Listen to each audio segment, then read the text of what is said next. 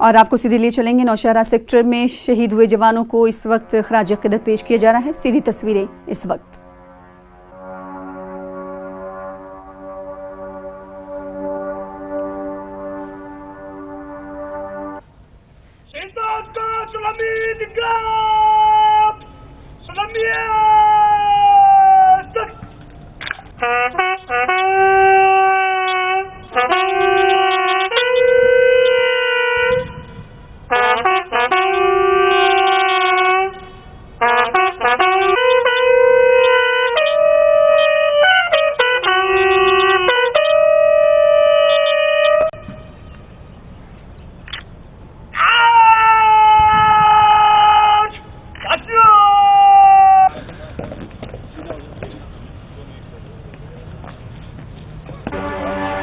जम्मू कश्मीर के नौशहरा सेक्टर में 2 दिन कबल फौज को मुसद्दिका इत्तला मिली थी कि इलाके में मिलिटेंट छुपे हुए हैं, जिसके बाद हमने कल देखा कि इनकाउंटर हुआ और इस इनकाउंटर में 2 जवान शहीद हुए।